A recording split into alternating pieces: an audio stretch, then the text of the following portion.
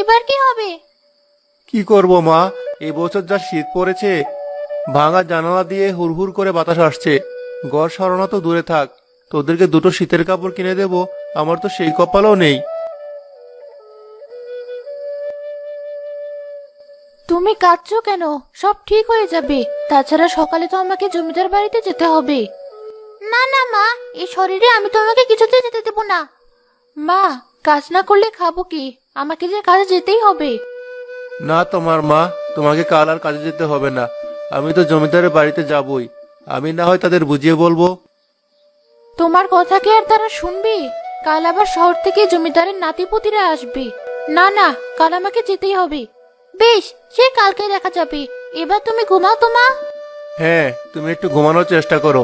আমি না হয় জানালার ভাঙা অংশটা কাপড় দিয়ে ঢেকে রাখি, তবু কিছুটা হাওয়া কম আসবে।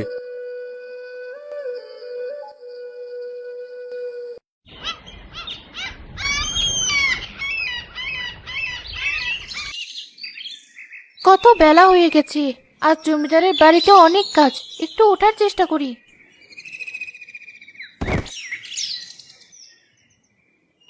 একি মা, তুমি এই শরীরে কোথায় যাচ্ছিলে? দেখলে তো কেমন ধপাস করে পড়ে গেলে। মা, আমাকে যে যেতেই হবে। না গেলে কাজটা হাতছাড়া হয়ে যাবে। তখন যে সংসারটা ঠিক মতো চলবে না মা। তাই বলে জ্বর গায়ে তুমি সেখানে যাবে? না না, আমি তোমাকে কিছুতেই যেতে দেব না। হ্যাঁ তোমার মা, তোমাকে যেতে হবে না। আমি তো যাচ্ছি। আমি জমিদারের বউকে ঠিক বুঝিয়ে বলবো।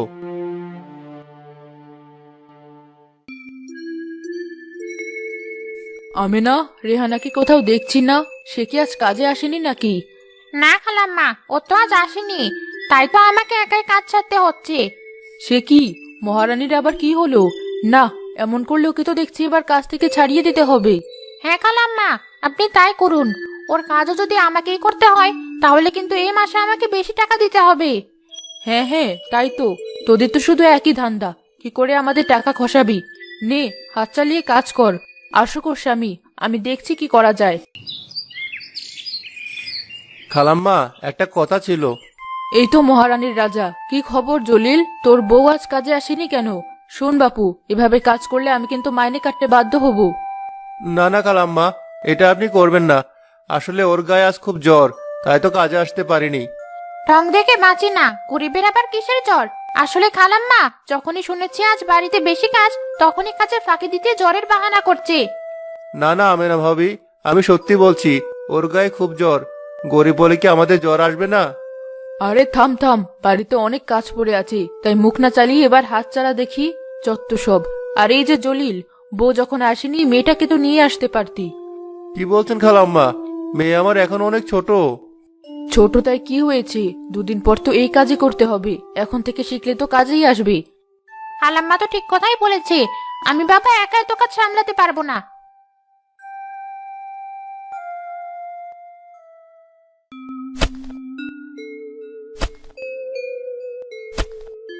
কিরে জলিল, তোর আর কতক্ষণ লাগবে? শহর থেকে ছেলে মেয়েগুলো তো এখনই চলে আসবে। এই তো জমিদার সাহেব, আমার সব কাজ হয়ে গেছে। এবার এই চুলাটা ঠিকঠাক কাটা হলেই সব হয়ে যাবে। হ্যাঁ হ্যাঁ, হাত চালিয়ে কর। তোদের নিয়ে আর পারি না। ছেলে মেয়েগুলো একটু আনন্দ ফুর্তি করতে আসবে। জানিসই তো, এই শীতে ওরা গ্রামে আসে। হ্যাঁ হ্যাঁ জমিদার সাহেব, সবই তো জানি।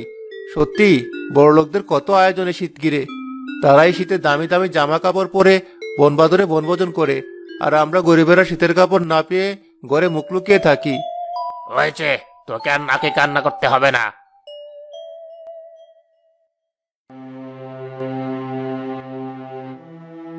মা, এখন তোমার কেমন লাগছে?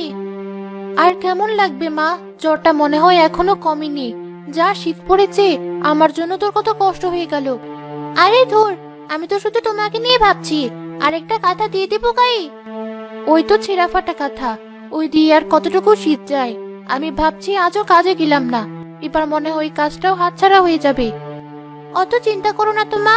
তাছাড়া বাবা তো গেছে ওখানে। খুব সমস্যা হলে আমি না হয় কাজ করে দিয়ে আসবো। কি জানি মা, খুব চিন্তা হচ্ছে।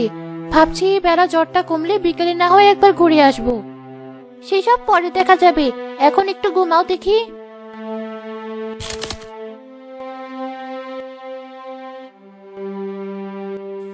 এই যা, ছিঁড়া সোয়েটারটা আরো ছিঁড়ে গেল। এটা পরলে এখন তো একদমই শীত যাবে না। এই দেখ স্নেহা, এটা আমার নতুন সোয়েটার। কি সুন্দর তাই না? তাই তো দেখছি, আমার গায়েরটাও নতুন।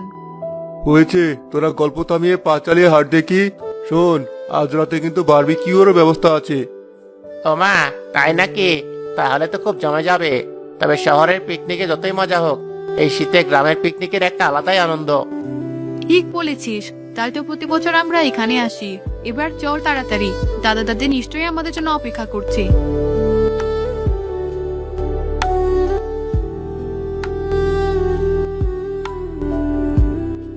এই যে জলিল চাচা, কেমন আছো? আরে রিফাত বাবা, তোমরা তোমরা সবাই চলে এসেছো? হ্যাঁ চাচা, কিন্তু এই শীতে তুমি এমন পাতলা একটা জামা পরে আছো কেন? তোমার শীত করছে না? গরিবের আবার কিসের শীত মা, আমার কিছু হবে না। এই যে দাদু ভাই, দিদি ভাই, সবাই চলে এসেছো। কিন্তু ওখানে ওর সাথে কিসের কথা তোমাদের? দাদা, কেমন আছো তুমি? ভালো আছি দাদু ভাই। আর তোমাদের দেখে তো এখন আরো ভালো হয়ে গেছি। তাই নাকি? বেশ, চলো ভিতরে, এখানে খুব শীত। হ্যাঁ হ্যাঁ, তাই চলো। আহারে, বাইরে তোমাদের খুব কষ্ট হচ্ছে। ভেতরে চলো, তোমাদের দাদি তোমাদের জন্য অপেক্ষা করছে।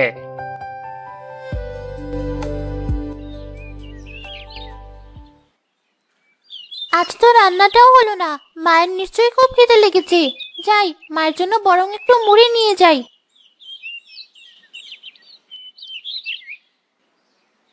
রেহানা ভাবি, ও রেহানা ভাবি, বাড়িতে আছেন?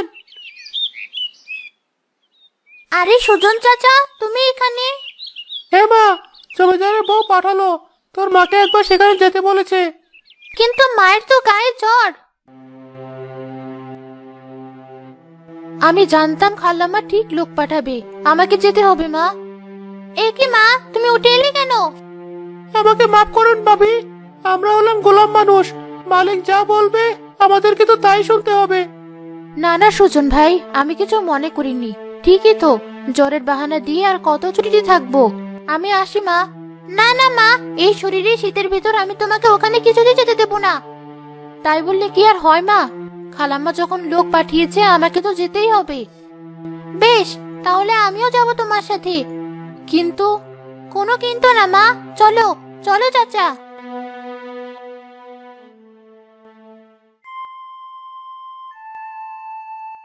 দেখলেন তো খালাম্মা, রেহানার কি তেজ।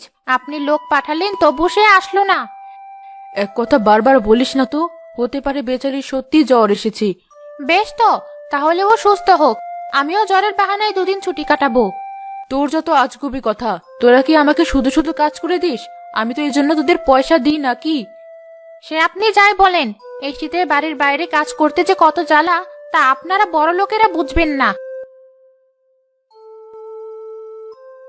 আমি আসবো খালাম্মা।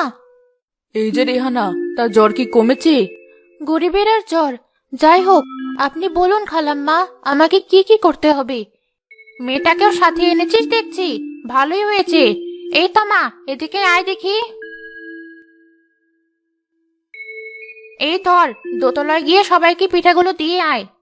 ওই ট্রেটা আমাকে দাও আমেনা ভাবি, ছোট মানুষ অতগুলো নিয়ে যেতে পারবে না। পারবে না কেন? শোন রেহানা, গরিবের ঘরে যখন জন্মেছে এসব তো করেই খেতে হবে। ওকে আর তুলো তুলো করে রাখিস না। কিরে তো মা, পারবি না? হ্যাঁ চাচি, আমি ঠিক পারবো। ওরে বাবা, কি শীত পড়েছে, একদম ঠক ঠক করে কাঁপছি। ভালো ভালো ট্রেটা নিয়ে উপরে উঠতে পারলেই হলো।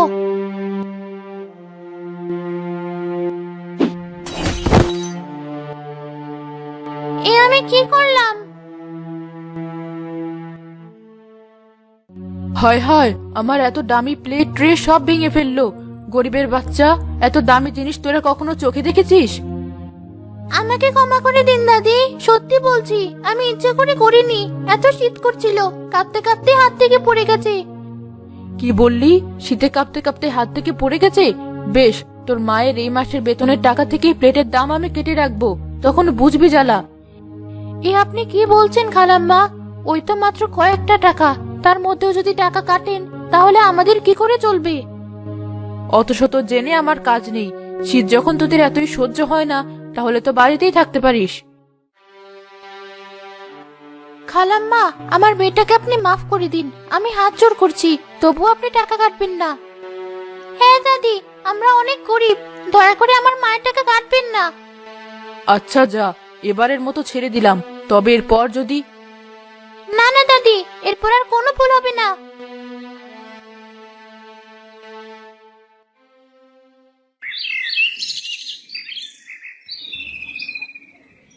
জলিল চাচা শোনো, তুমি বরং এখানে একটা ক্যাম্পফায়ার জ্বালিয়ে দাও। কি বলে রিফাত বাবা? কে কে কি ফায়ার? Camp fire? আচ্ছা বাদ দাও, তুমি এখানে কিছু কাঠ জ্বালিয়ে দাও। যা শীত পড়েছে, আমরা এখানে বসে ওই আগুন পোহাবো। ও এই কথা, আচ্ছা আমি এখনই ব্যবস্থা করছি। রিফাত, তোর বারবিকিউয়ের কি অবস্থা? কিছু তো দেখছি না। দেখ, মেয়েটা কেমন শীতে কাঁপছে। আহারে, গায়ের সোয়েটারটাও তো দেখছি একদম ছিঁড়ে গেছে। এই মেয়ে শোনো। আমাকে ডাকছেন ভাইয়া? হ্যাঁ হ্যাঁ, তোমাকেই ডাকছি, এদিকে এসো। জি ভাইয়া, বলুন। এই নাও চকলেট, এটা তোমার জন্য। না না ভাইয়া, আমার লাগবে না। কেন লাগবে না? নাও। আর কি নাম তোমার? এই ভয়ঙ্কর শীতে অমন ছিয়া সুইটার পরে আছো কেন? না পরে কি করব আপা, এটা ছাড়া তো আমার কাছে শীতের কাপড় নেই। আহারে, নাম তো বললে না তোমার। আমার নাম তমা। তমা, এই তমা, কোথায় গেলি? ওই যে আমাকে ডাকছে, আমি আসি।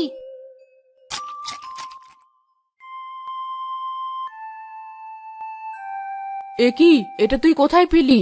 বল, কোথা থেকে চুরি করেছিস এত দামি চকলেট? বিশ্বাস করুন দাদি, এটা আমি চুরি করিনি, এটা তো আমাকে ওই আপা ভাইয়েরা দিয়েছে। মুখে মুখে তর্ক! এমন মার মারবো তখন বুঝবি। আরে, রান্নাঘর থেকে তোমার গলার আওয়াজ আসছে মনে হচ্ছে। তাই তো, চল তো গিয়ে দেখি। কে হয়েছে দাদি? ওকে তুমি বকছো কেন? বকবো না তো কি করবো? আর তোদেরও বলি হারি, ব্যাগ ট্যাগ সাবধানে রাখবি না। ওই দেখ, তোদের ব্যাগ থেকে দামি চকলেট চুরি করে খাচ্ছে। ছি ছি দাদি, এসব তুমি কি বলছো? ওটা তো ও চুরি করেনি, ওটা তো আমরাই ওকে দিয়েছি। দেখলেন তো খালাম্মা, আমরা গরিব হতে পারি কিন্তু চোর না। ওই চকলেট দেওয়ার আর মানুষ পেলি না? কুকুরের পেটে কি ঘি সহ্য হয়? এসব বলো না তো দাদি। এসো তমা, তুমি আমাদের সাথে এসো। আদিক্ষেতা, ছোট মুখে একটা বড় কথা বলি খালাম্মা, ওই মেয়ের সাথে আপনার নাতিপুতিদের মিশতে দিয়েন না। এই চুপ কর। যাক বাবা, আমি আবার কি করলাম?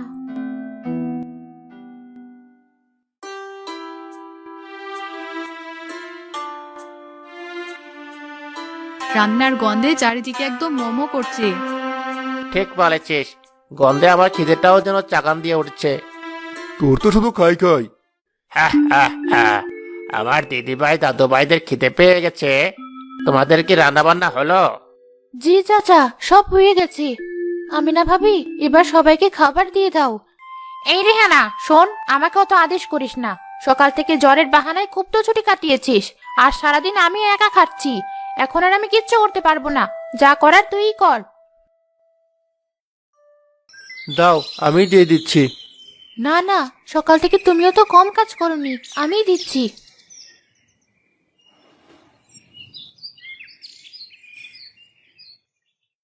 দাও চাচি, তোমাদের রান্নার গন্ধে আমি তো আর স্থির থাকতে পারছি না। হা হা হা। খাও মা, খাও, আমি সব নিয়ে আসছি। অত হিহা না করে কাজটা ঠিক করে কর। এ কি, আমার হঠাৎ এমন লাগছে কেন?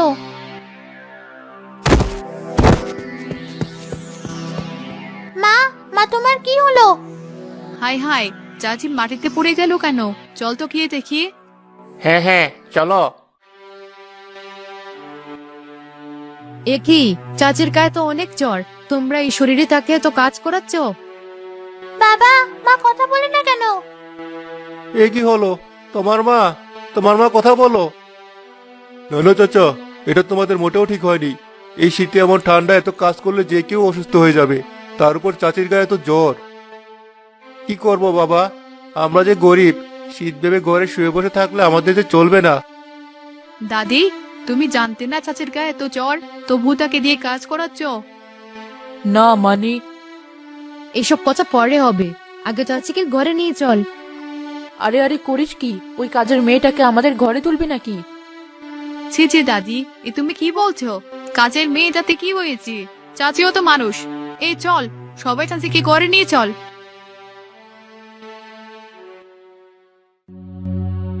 এ কি, আমি এই ঘরের বিছানায় এলাম কি করে?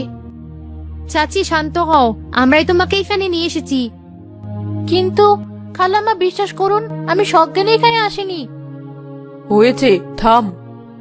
দাদি, এভাবে বলছো কেন? সত্যি আজ আমরা বুঝলাম শীত সবার জীবনে এক না। শীত এলে আমরা বড় লোকরা কত আনন্দ করি, অথচ গরিবেরা এই শীতে কত কষ্ট পায়।